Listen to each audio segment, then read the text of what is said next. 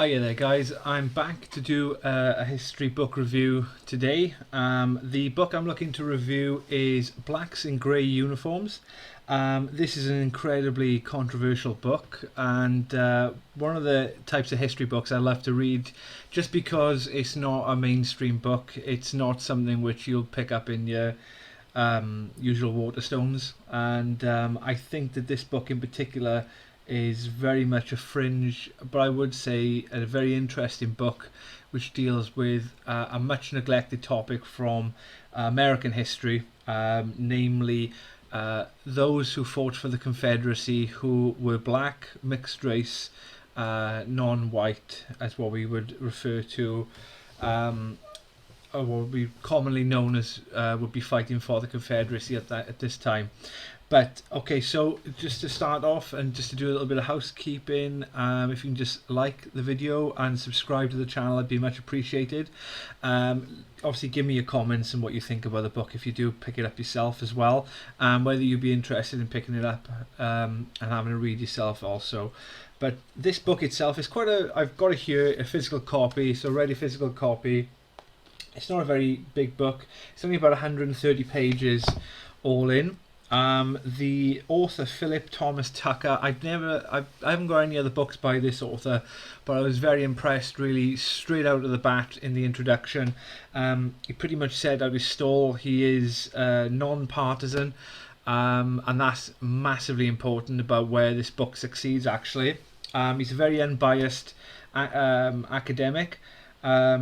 His introduction to the book, he uses the parallel of what we commonly, a lot of people have seen the film 300 with the 300 Spartans fighting against much overwhelming odds of the Persian Empire back, I believe it was the Battle of Thermopylae, where they used their 300 numbers in myth to keep out the Persians. But what isn't told in the story of the 300, and particularly in the more romanticized modern version of the comic book adaptation and the movie that came out about 15 years ago, is what was referred to in the Greek world as helots. They were effectively a slave class working in the Spartan state. Spartan state was a warrior culture. The helots themselves, they were, and this is where the author tries to draw a parallel with a lot of the majority of where blacks served in the Confederate Army, was that it wasn't such in exclusively menial or domestic capacity within the army.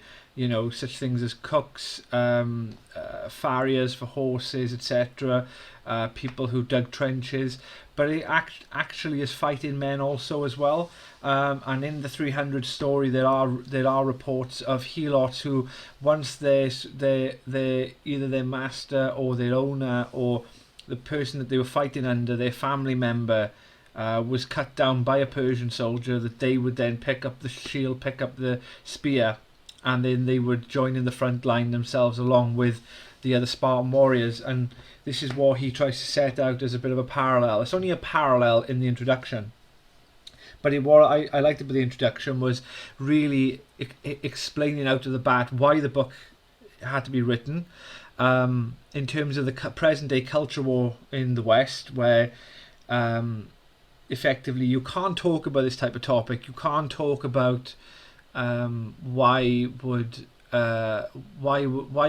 somebody who was born effectively a victim, and I'm not going to use a racial connotation here, but somebody who is a perceived victim in our sort of mainstream westernized these days, fight for the oppressor class, which was deemed the Confederacy at that time, along with slaves or even free men living in the South.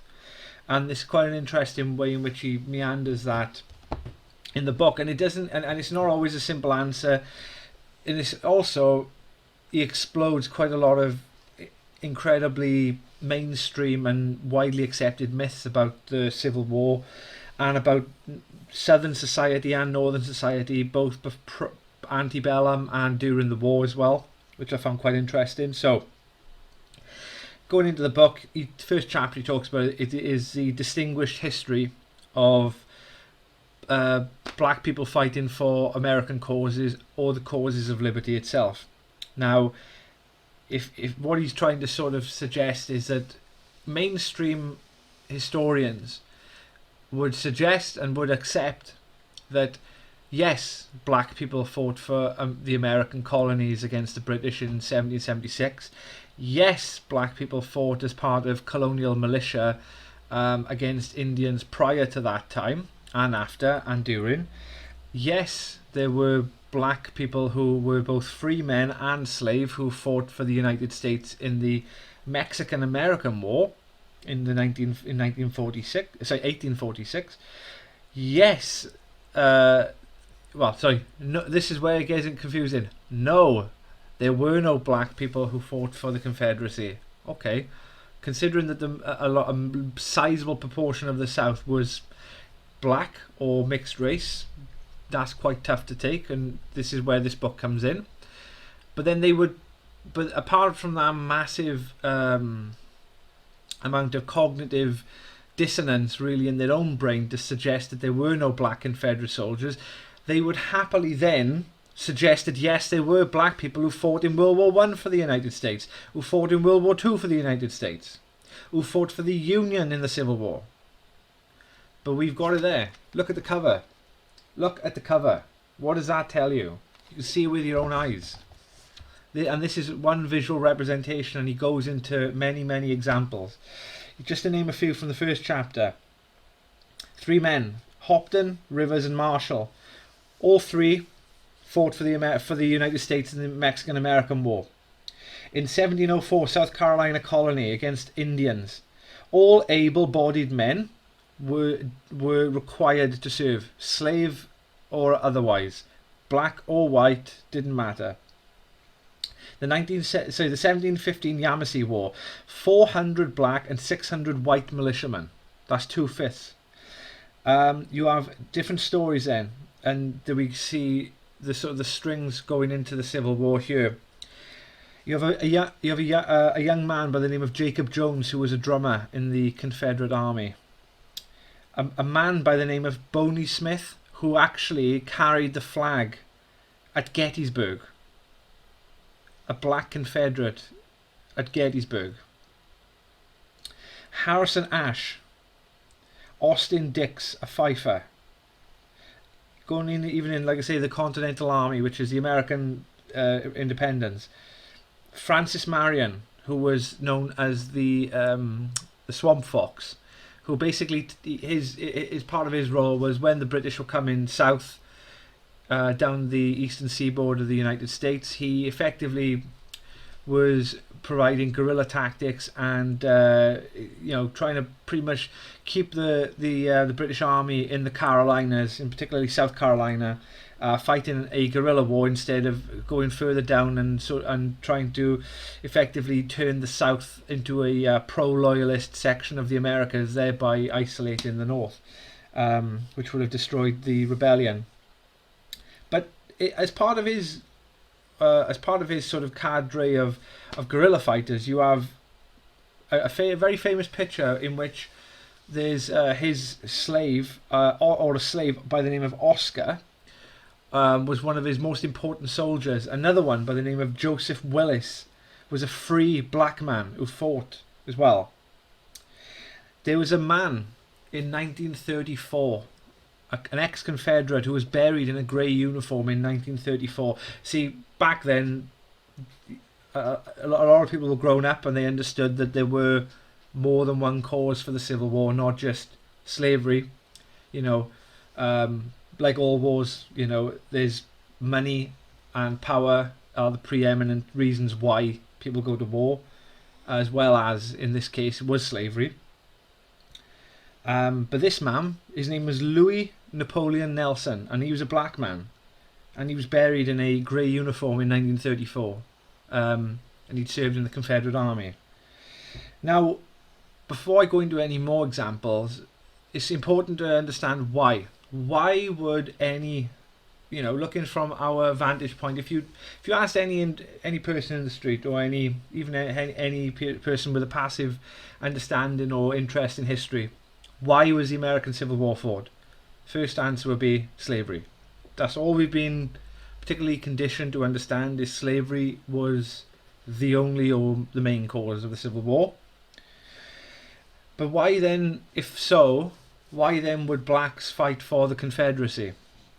Now, yes, there are examples, like in the North and in the American Revolution, of people being forced against their will to fight. Even in the British Army, it was quite common, and one of the reasons why the 1812 war with the Americans kicked off was the impressment of sailors, meaning against their will, onto British ships, into British service. There's even the famous film that came out, and book, which is 12 Years a Slave, talks about a free man being captured and imprisoned, and then, or say not imprisoned, but re-enslaved after he is tricked by confidence tricksters. But why? So there are examples of that. But there's four main reasons why. Family. A lot of the southern population, pre-bellum or antebellum, antebellum, was mixed race. You had different classes of people, different depending on region, depending on different circumstances, whether they were small holding plantations, large holding plantations, depending on different state as well. So you have mixed race, people were slave, people were free, or otherwise. They could be even mixed race between an Indian and a black person. People forget that a sizable portion of Indian tribes actually were sympathetic and sided with the Confederacy, because they themselves, were in favour of maintaining slave practices. And not all of them, of course, but there was a sizable amount of them. One reason was families. So, for instance, you could have a slave who would fight with his master, or would fight with his master's son. They could be brothers, like in the photo you're seeing there. Those two men grew up together in the same house, played together.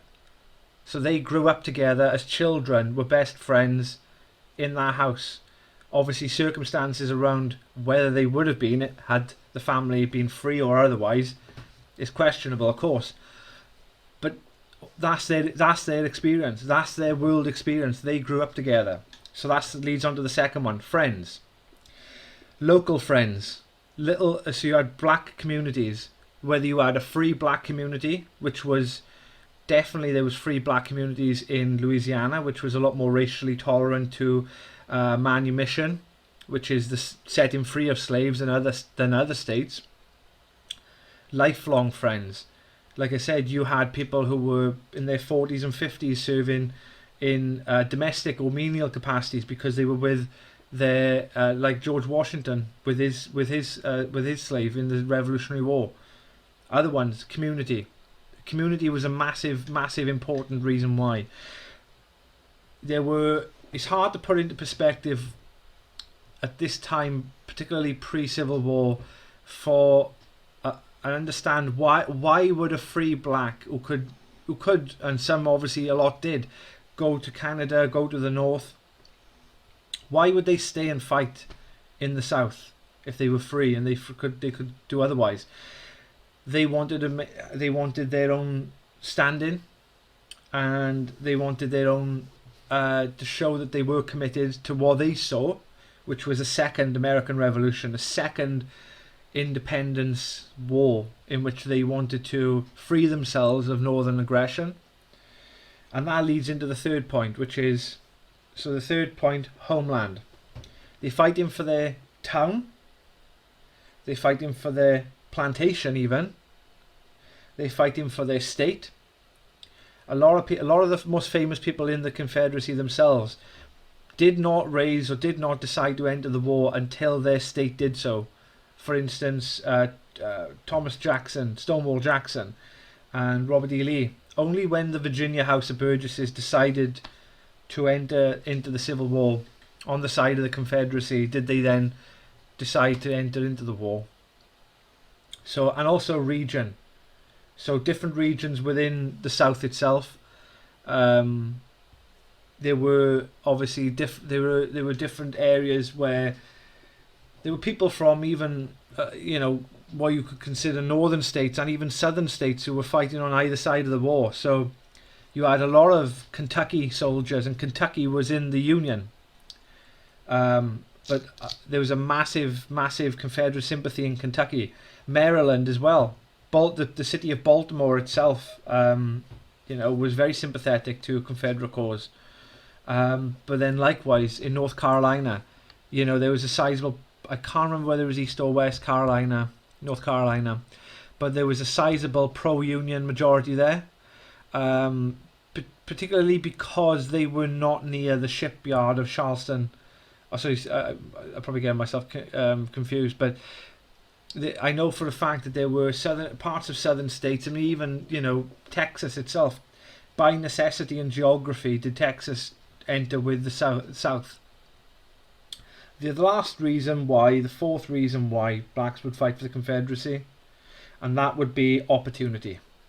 Like any war, and people who rise through the ranks to take control or to better their own individual circumstances, history is littered with people who enter and do one thing and come out and be something totally different. I mean, a couple of examples: Napoleon Bonaparte, an Italian-born French military officer who, managed to get the British out of Toulon, and then managed to get himself a commission in the army of Italy, rises all the way through the ranks of revolutionary France and becomes emperor. There's many examples of this in history. You've got Oliver Cromwell. Lots of different things. It doesn't necessarily have to come all the way up. I mean, and even in the Civil War itself, Ulysses S. Grant. The man was effectively an alcoholic. I would argue that Grant was a bit of a butcher in terms of his generalship, but ultimately an effective one, and one that Lincoln needed to end the war in his favour. So opportunity. What does opportunity mean for a black person in the South? Freedom. Freedom was on the cards, and whether people tell you or not, prior to the end of the Civil War, there was a levy to bring in as many black and mixed race soldiers as possible into the Confederacy, which was probably 4 years too late. This is official policy. They would be doing it a lot before. But in terms of if the South had actually decided that slavery itself was up for debate and up for being fundamentally withdrawn within a period of years, maybe say 10 to 15 years after the war, I think the war doesn't take on the sort of the path it does in terms of, if they could get Britain and France's approval, the South probably would end up with a negotiated peace with the North. Money. There's plenty of stories where people put bounties on people's heads, looking also to try and get as many kills as possible. This is most notable in the Kansas Territory and Missouri as well, where you've got bushwhacking going on. Attainment, which is rising through the ranks. And also one of the other ones that came through in the book is racial equality. Is knowing, and I don't know if you go and watch the film Glory, which is a brilliant movie about the Massachusetts 51st, I think it is, or 51st Regiment. They were exclusively black coloured troops in the Union Army in the Civil War. They attacked a bastion, Fort Wagner, and effectively they were cannon fodder effectively for that particular battle. But the story itself is incredible. The acting in the movie is brilliant, but this was about racial equality. You had people massive advocates of racial equality in the North, and early days in the war, they'd encountered black troops fighting for the Confederacy, and decided, well, especially after the Emancipation Proclamation in 1863, was then to utilize the black population in order to supplement the ever-growing massive Union Army, which probably was about 500,000, 600,000 strong at any one point towards the end of the war, and significant numbers of that army were themselves black and mixed race as well. So that's the 4 reasons then: family, friends, homeland, opportunities. Then we move on to another chapter, which is effectively describing the Southern nation prior to the Civil War. Quite racially ambiguous in terms of and high levels of miscegenation, with black, Indian and white Europeans of different stock interbreeding as well. The South was a lot more racially interbred than the North. Particularly, if one example that the author touts is Cassius Clay, who became Muhammad Ali the boxer. Now his roots, his grandfather, great-grandfather or grandfather was Abe Grady, who was an Irishman, and he married a Kentucky free slave, full free, and she was half European and half slave, or half black, and she was a free woman of colour. So miscegenation, particularly, and this was in Kentucky as well. Jefferson and Sally Hemmonds was another story. So Thomas Jefferson, famous 3rd president of the United States, who wrote the Declaration of Independence. The controversy and particularly what the author talks about as passing. So you got, particularly when you've got such miscegenation in different generations, particularly 2nd or 3rd generation, is that black people, in particularly the South, could pass as white. Particularly in Louisiana, in the South, the French attitude to the society, and particularly if a child was born of mixed race, a planter's son, for instance, that it was in most cases a sort of a fait accompli that child would not be a slave. Only in extreme circumstances and rare circumstances have I seen where that has occurred, but in high society, and particularly high society, that this was quite a commonplace. In 1850, there were 400,000 mixed race people living in the South. Sorry, in America, 350,000 of them were in the South. We've got 2 people then. There's an example. You've got, as mixed race people serving and passing in the army, would be a man by the name of Stafford and another one by the name of George Grimes, who served in the Fredericksburg Artillery. Fredericksburg was an important city in Virginia, and that was the Army of Northern Virginia as well that they served in. In Louisiana, as I mentioned earlier on, there was a native guard that was called up. 3,000 free blacks were taken in the guard when they were called up in the war. Another example, Charles F. Lutz was a Louisiana infantryman under Brigadier General Taylor. The other one would be Private Jean-Pierre Auguste. This man refused, who could have passed, in terms of his racial ambiguity, could have passed as white, but refused to, and listed himself as black, and fought equally at Vicksburg as well. Private Lefroy Pierre Auguste, a 16th Louisiana infantryman, listed as a free man of colour. John T. Noland, a Missouri guerrilla, fought with his master's family in the Quantrill's guerrilla regiment. Now, going into just before I round off this video, going into why, not to why, but to why passing? Why this ambiguity over? Who cares whether somebody was black, white, or mixed race? Well, it did matter a hell of a lot. You know, the Confederacy were a racist nation. So were the North. You know, it's no getting away from. I mean, these two nations were two tigers fighting, and you know, just because one did bad things and one did another bad thing doesn't mean that just because one has 7 bad things and one has 5 that one is better. They're both as bad as each other, like with the current conflict going on in Eastern Europe. But what's the problem with this passing? Well, it's purely down to you have in the Confederate Army, you were not allowed to list in the Confederate Army unless you were white, unless you were of European ancestry.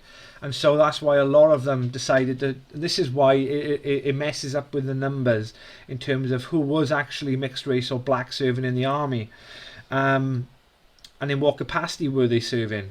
Because some people were listed as menial or as domestic capacity, but were really soldiers.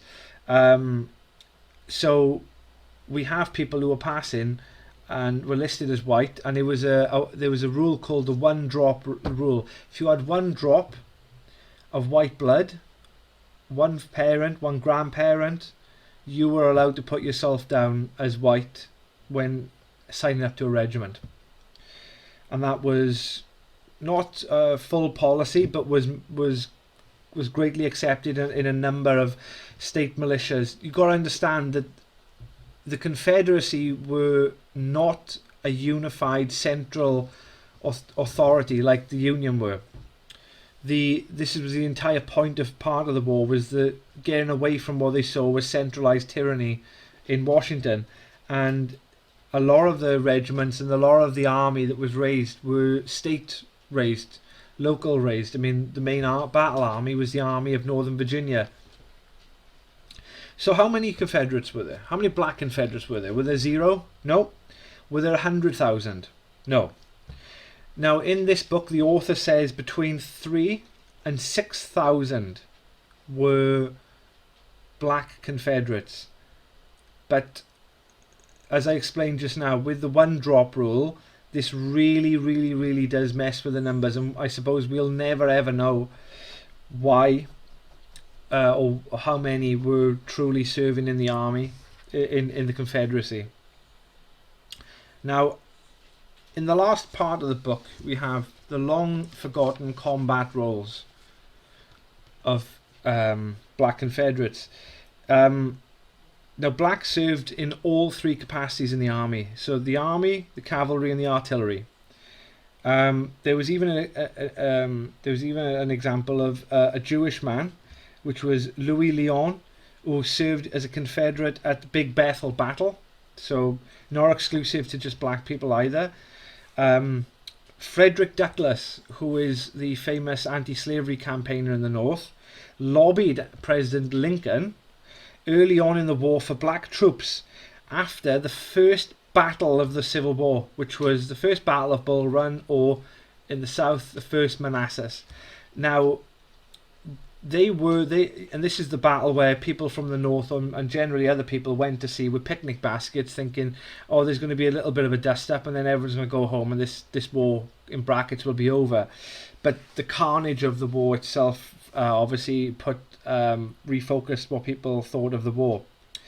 This is my favourite part of the book, and I think this should be made into a movie, this story here.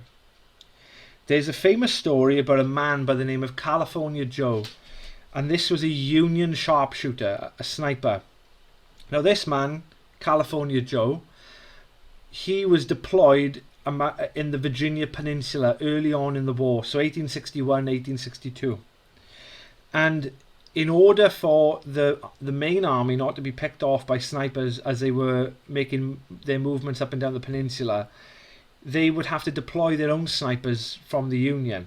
Now, California Joe reported back that he was finding black Confederate snipers, and some of the best snipers in the Confederate army were black. And particularly there is a famous story between him and one particular black sniper over a couple of weeks to a couple of months period where they were equal to each other in terms of their movements, their sophistication, before this obviously ended with the Union advancing down the peninsula. As I mentioned earlier, Private Boney Smith carried the 14th Tennessee colours at Gettysburg, which is Pickett's charge, the most integral part of that particular battle. That's the battle which lost the Confederacy its emphasis and momentum, and effectively was the turning point in the Civil War. The other one was Private John Bruckner. Now that's a German name, Bruckner. Now John Bruckner was a mixed race man, and John Bruckner served at what I mentioned earlier, Fort Wagner. So he was an artilleryman lining up a black man in the artillery, firing shells on black troops of the Union soldiers at that time. The final part of the book deals with the official Confederate policy, which is 1865, the official order to mandate and to allow and to call up black troops to the Confederate Army. This was way too late in the day, and this was April 1865. Lee would surrender in May 1865, only a matter of 5 to 6 weeks later.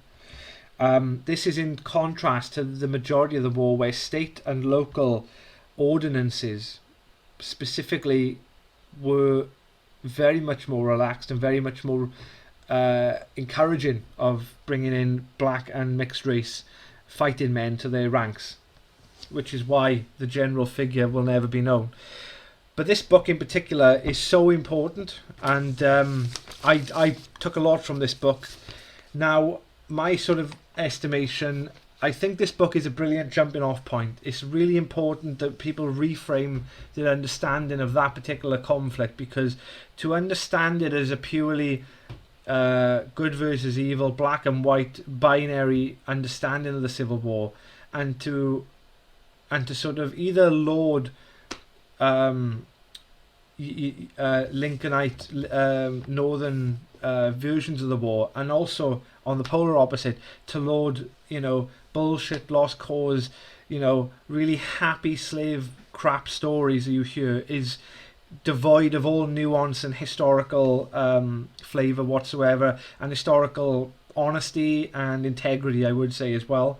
But this book is a brilliant jumping off point, and I highly recommend you get Blacks in Grey Uniforms. So with this book overall, just to wrap it up, I'm going to give this book 4 out of 5 stars. You can currently get the book on in Amazon. I bought the book, it was a lot cheaper than the £14.30 I paid for it, but you can get it on Kindle if you wish, or buy a hard copy then from Amazon. Also, you can check it out. What people say, I've given reviews on Goodreads. I will be giving my own review on there, a bit of a shorter one than this long video. But I hope you've really enjoyed the video, and I hope what you take away from the book is that you'd like to, delve into controversial topics, and don't be scared about what other people think. If you've got a book which really is totally opposite to your understanding and your worldview, read it. We need more speech, and we need more light shone on different corners of academia and research. If this man's research is crap, then he needs to be called out. But if this man's research is a jumping off point that can one day we can understand better why this Civil War was fought, and we do not remove the sacrifice and the efforts of these fighting men, then brilliant. But thank you very much for watching, and like I say,